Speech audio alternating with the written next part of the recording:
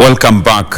Very interesting indeed. The Safari Rally finally making its way back into the Kenyan soil. Very interesting because that is one huge event that is followed globally.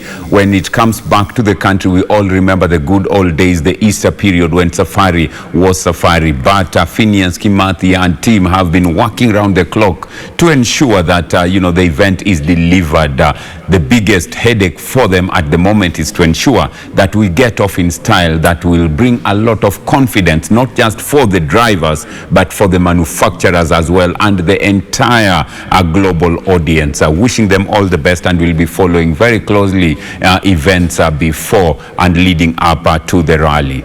Well, last week here in studio, we had Felix Ocheng in the marketing committee. Then we also had with us Peter Gasheru from the marketing committee of the National Olympic Committee, just unpacking for us the kind of packages, opportunities that are there from a corporate and even for you fans back at home around being part of the Olympic family and the Olympic Games.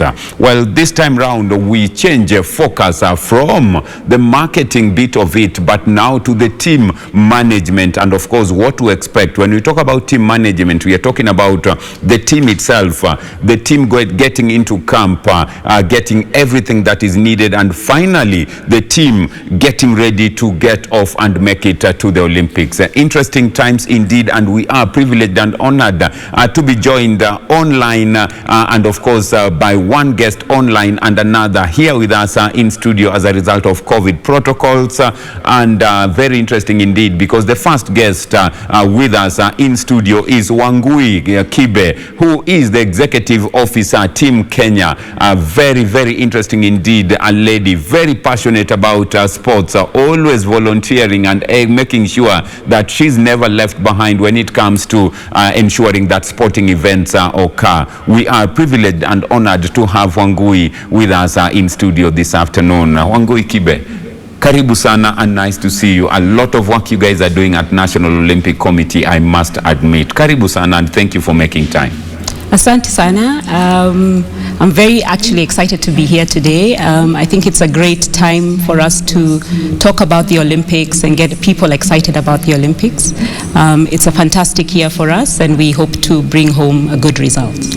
Well, a lot has been happening, and of course, talking about just Team Kenya, there is so much that will be happening. In talking about, in fact, Wangui here will be giving us statistics of how many men, how many women already made it, clearly showing that there is a lot of competition as we talk about the Olympic spirit and the Olympic family. But let me also, take the opportunity to invite joining us from Eldoret, the general team manager, Team Kenya, Mr. Barnabas Korir, joining us. Always, I call him chairman because he comes from the Nairobi, AK family, and very interesting indeed. The chairman, let me call you GTM this time round. Good afternoon and nice to see you. I hope you're keeping well in Eldoret. Eldoret, the weather is beautiful. And I'm really enjoying here again this morning for the same work we are doing now for the Olympic preparation. And I'm here now for today and tomorrow and then back to Nairobi. Of course, we are with Wangui in studio, and Wangui, maybe just a word of good afternoon to General Team Manager. Hi, Korir. Hi, how are you? Hi Wangui, how are you? I'm very fine here and everything is okay in Eldoret. Meeting also the athletes, the probable start will also be participating during the Olympics. So I think we are doing pretty well this way. Well, I don't want to say ladies first because I've always asked my question, a question whether it's a first of F-A-S-T or F-A-R-I-S-T, but I'll leave that for now. Let me start with you, Mr. Korir, as the general team manager at Team Kenya. Give us just a quick update of the situation in Team Kenya at the moment from, your point of view as the general team manager. What's the status? Currently, we have several teams in bubble camps. You are aware, we are all aware of the problems that we are facing because of the COVID-19. We have teams like athletics who are in Kasarani bubble camp.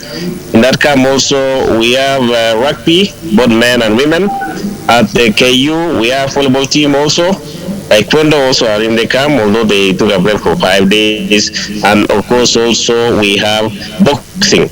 All the teams are training well. And when we talk about the bubble camp, it is very difficult to work around it, but we are doing everything possible as National Olympic Committee to ensure that all the sportsmen and women in the camp are taken care of so that they don't get affected by the pandemic.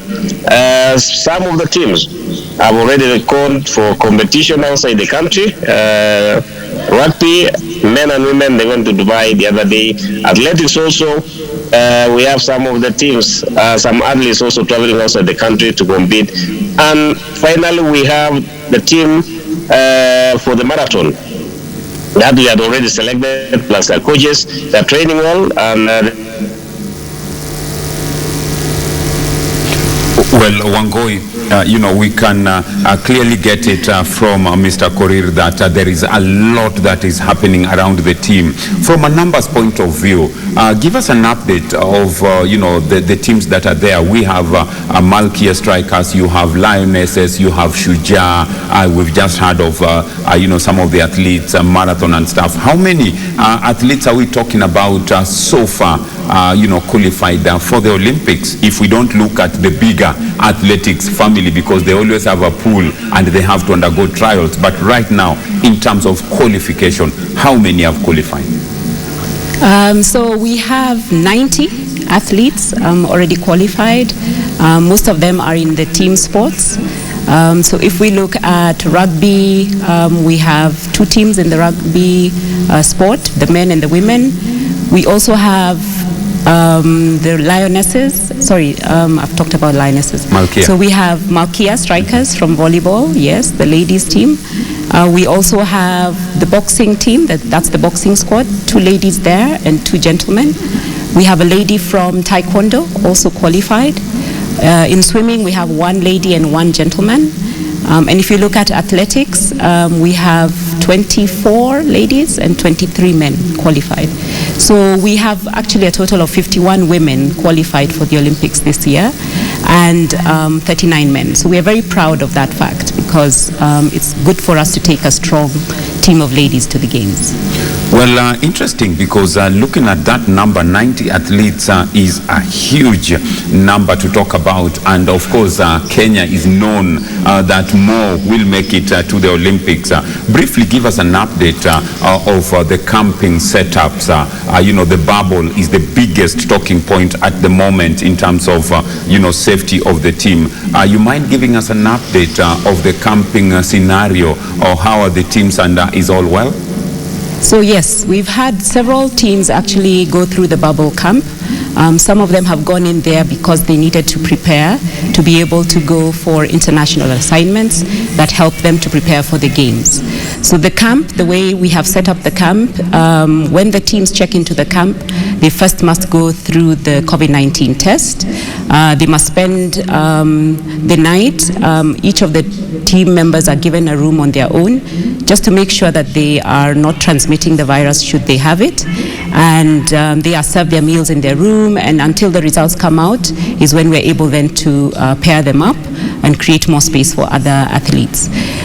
We have been observing, of course, the protocols as much as possible, and the teams have been training. Some of them required to leave the camp to go to places like Karura for extra training, so we've managed to ensure that they do that safely. We provide transport, and we ensure that everybody remains within the bubble. So we have made different efforts to support the teams in camp, and one of the things that we are now doing, and thanks to the government, the Ministry of Sport, is that we are now able to test the team every week. This is very helpful because then we are able to track the level of COVID in the team. If anyone contracts the virus, then we're able to isolate them, we're able to treat them, and then bring them back slowly into their preparation program. So this has been what we've been working on as we prepare for the games in Japan. You've mentioned, very interesting aspects of it, which is logistics, ensuring that they're able to get to different areas. And you've also, mentioned that part of the team is ensuring that when they come in, there is the COVID tests, which is not easy at all in terms of getting the team set up and all going. Let's look at, the team setups. You know that you have so many that have come in, and as that happens, you must be working closely with other stakeholders, the government, the ministry. You must also be working with stadium management and any other stakeholders. Are we all in good space, and are you happy with what you've gone through so far? Actually, I must say that we are very happy with the situation currently. The ministry, through our CS, Ambassador Amina Mohammed, has set up the steering committee. A steering committee governs what we are doing in terms of preparation for the games, and it also covers both the Olympics and the Paralympics team. The steering committee then relies on what we are calling a central management committee to provide them with the day-to-day management and updates on what's happening on the ground with the preparations, with the arrangements for Team Kenya to travel to Tokyo.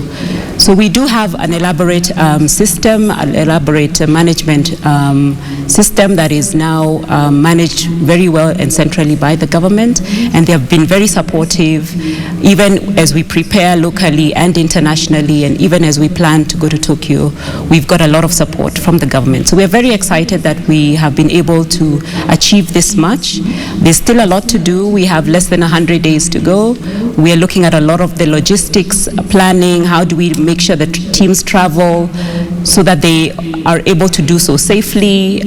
Japan has given us some stringent requirements around how we manage the COVID situation.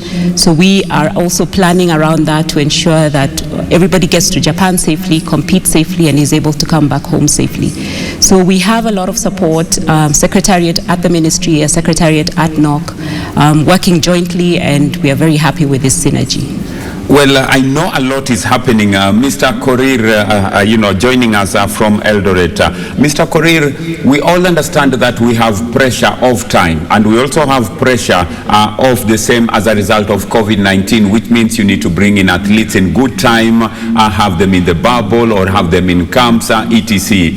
I know you wear two hats. Now you are in NOCK, but you are also very critical from Athletics Kenya point of view. Any indication of when we are likely to have the athletics trials to get to know who makes it to the Olympics from an athletics point of view?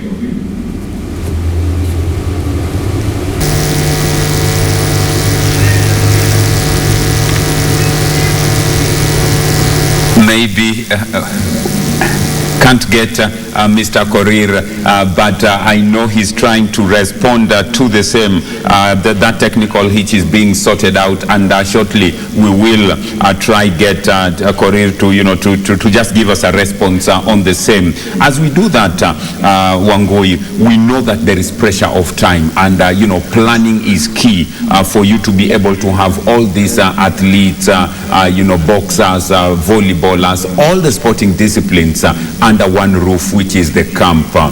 Do you have pressure of time to have all these, athletes and players in camp, or what's the timeline that you're looking at that if all were to go well, it would be good to have them as early as possible? I know it comes with a lot of expenditure, involved, but you must be working on some time frame, because the other day with the Waziri, that's Ambassador Amina Mohammed, were in camp, and it's officially less than 100 days now, which means it's countdown. And you've also mentioned the camp in Japan. Are you working under some strict pressure of time so that you ensure that everything runs smoothly? Yes, actually, the pressure of time is there. The reason being that we have so many elements that we need to take care of. We're looking at accreditation, making sure that all the athletes that can possibly compete are accredited, and this was a deadline that we had with Japan that we had to meet.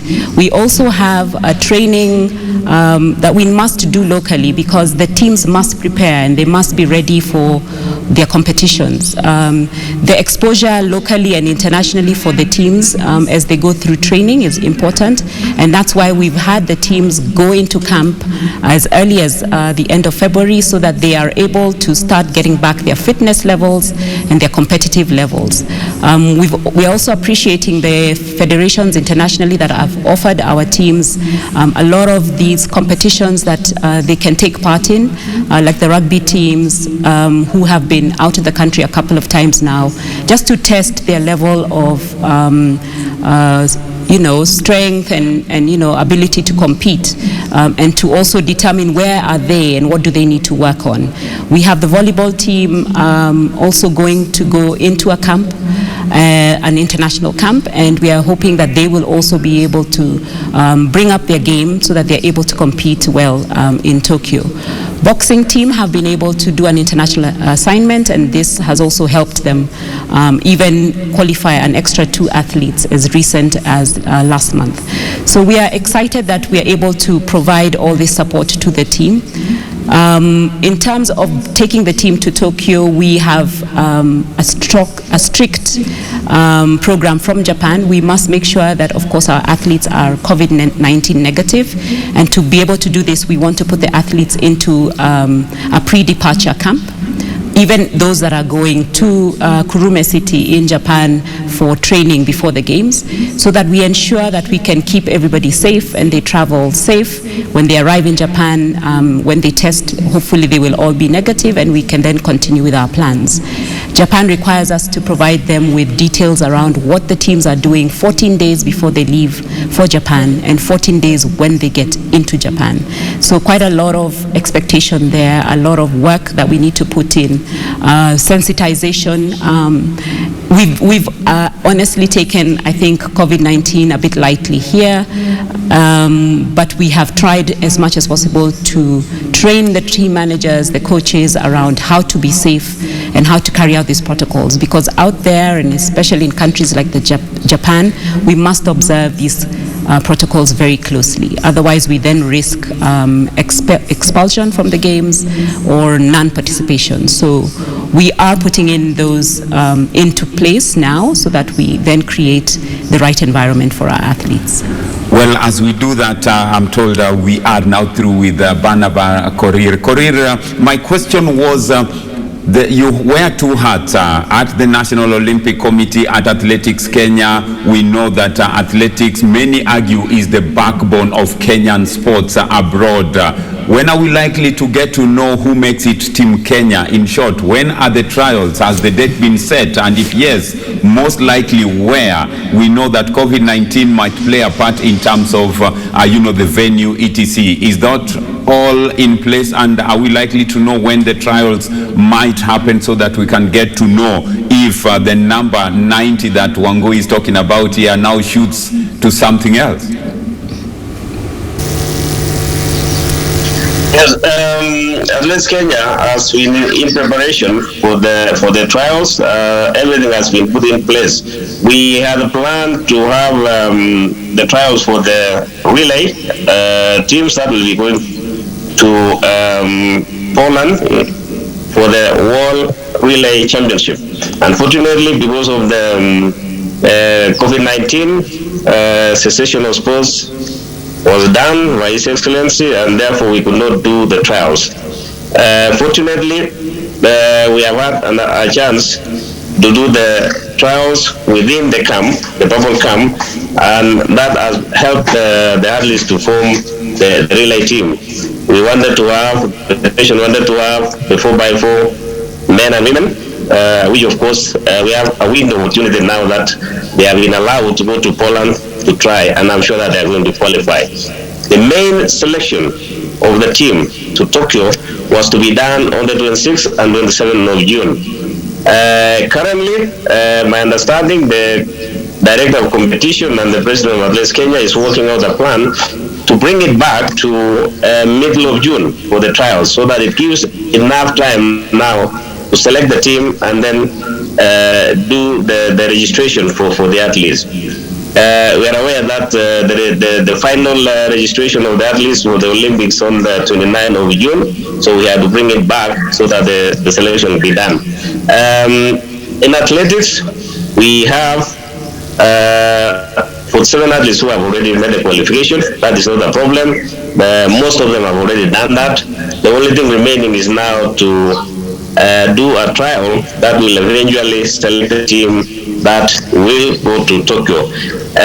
Currently, Athletics Kenya is trying to ensure that even if there is no opening for the full competition, they will probably invite those athletes who are qualified, and also the conditions for anti-doping agents of Kenya, but ADAC, to have the athletes to meet the requirements by WADA, but every athlete that will be competing will have met certain conditions. So those are the areas that the federation is still looking into, and I'm sure that by the time that we set up the date for the competition, which is in middle of June, everything is in place, especially for those who have met the qualification standards and those who have met the conditions or the criteria that is being given by World Athletics and WADA. Very good from you, Chairman. And as we also look at the same, very interesting, because you've mentioned the relays, world relays are happening in Poland, and wishing and hoping that the 4x4 100 relay team will qualify. We are wishing them all the best. Mr. Korir, I need to let you go because you are very far before I finalize with Wangui here in studio. What's your parting shot, or what message do you have for Kenyans now that you are the general team manager of Team Kenya to Tokyo 2020 Olympic Games? What message do you have for Kenyans as you give us your final remarks? Yes, the final message is that I would like to inform the Kenyans that the government, through the Minister of Sports and the CS, Dr. Amina Mohammed, and the PS, they have given National Olympic Committee the support that is required. We have had all the support, unlike the previous years. We want also the Kenyans now to ensure that they continue giving support to our athletes, knowing that these are the people who have brought a great reputation for Kenya. Let us give the necessary support so that the athletes, when they are training, they know that every Kenyan, every government officials is behind them, so that when they go to Tokyo, they are going to compete, not just participation. And I'm sure that with the support that the National Olympic Committee has received, they will do well, and they are looking forward to surpassing what they did in Olympics in Rio 2016. Let us continue with that support that we have always given to our athletes, and ensure that they get all the necessary equipment, materials, finance, so that they will train hard and ensure that they win medals for this country. Thank you very much, Mr. Korir. You are one man I don't envy at the moment, because you have the National Olympic Committee hat. You are also looking at the World Under-20 Athletics coming up. I don't envy you, but I wish you all the best. Thank you very much for making time to be with us. Thank you very much, Apidi. Thank you. Well, that was the General Team Manager, Team Kenya, Mr. Barnabas Korir, giving us an update of the general situation. We are also joined by Wangui Kibe, who is the Executive Officer, Team Kenya, giving us an update of preparations and camping and just the general, well-being of the team. Wangui, with you as well, and I'll give you 1 minute to give us your parting shot as the Executive Officer on a state of Team Kenya. A lot is expected, a lot has been put in by yourself and of course the team. What else can we expect now that we move forward as your parting shot? I think for me, we expect Kenyans to rally around the Team Kenya. You are the reason we are doing this. The athletes are the reason that we do this. We wake up every morning and we give our time to support the team, and we hope that every Kenyan will be able to support the team, and so that we can bring success and pride to our country. So you are the reason. Let's do this for Team Kenya.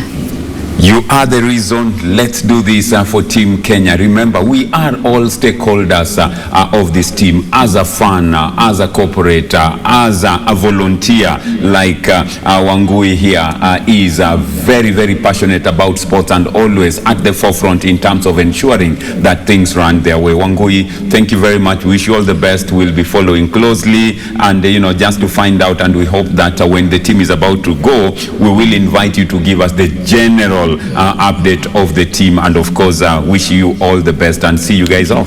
Thank you. Yes, happy to do that. Thank you very much. That has been Wangui Kibe, who is the Executive Officer, Team Kenya, giving us an update of our Team Kenya, not forgetting Barnabas Korir, who joined us from Eldoret as well, General Team Manager, Team Kenya. General update of Team Kenya in general to Tokyo 2020 Olympics. Wishing them all the best, and of course all the athletes aspiring to make it to the Olympics, you still have time. It is now. You can make it. You just have to do the right things, and of course keep safe. At this point, we want to say thank you very much for having kept us company. Remember, at 7:30 p.m, do join us as we'll beam live the match between Chelsea and Man City in the FA Cup final. Then tomorrow, it will be Saints that Southampton taking on Leicester City live at 8:30 p.m. On behalf of everyone who's been behind this transmission, the transmission controller, the director, the producer, the camera person, we want to say thank you for having kept us company. And of course, on behalf of Wangui, we want to say thank you. We do this again same time when we get the time. We hope that you keep safe and you still keep it KBC Channel 1 for our Muslim brothers and sisters. Saumu makbul. Kuonana kesho, majaliwa yake Mwenyezi Mungu. Bye bye and keep it Channel 1.